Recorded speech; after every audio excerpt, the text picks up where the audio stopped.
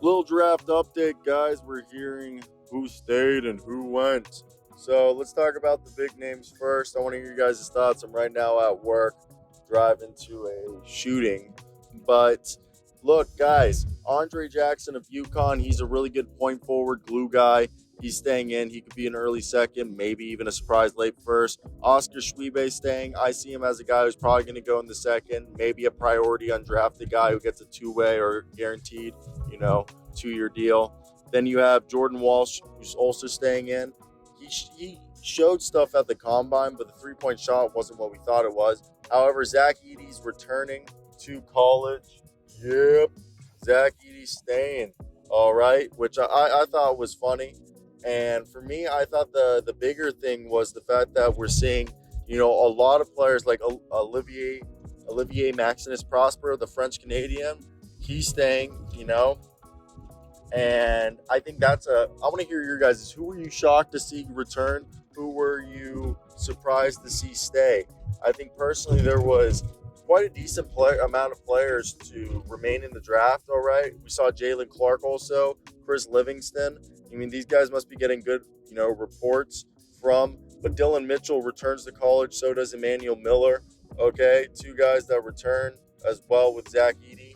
So it's really interesting to see all the guys that are staying, because this is going to help guys go, fly up the board, especially with some guys that, might have seemed like they could have been second round picks at the very least returning to college. So I think that's a big one, and that's going to change up the draft board. So expect me to have a video with, new mock draft very soon when I get home, okay? And I think that was something interesting. And there was a lot of big moves at the deadline, because if you look at it, we saw the Blue Jays get Ryan Kalkbrenner back, but Arthur Kaluma is returning but entering the transfer portal. We saw Zach Edey, like I mentioned earlier, is one guy that's returning. So I think, we're seeing all these guys come back, and it's, the NIL money, all right, and they probably going to take this. But like I said, Adam Bona is a guy that I think I just saw that's staying in the draft. Adama Sanogo, okay, Julian Phillips, Kobe Brown's another one. Good for him. And it's going to be interesting. Reese Beekman's a guy returning. Grant Nelson's another guy returning.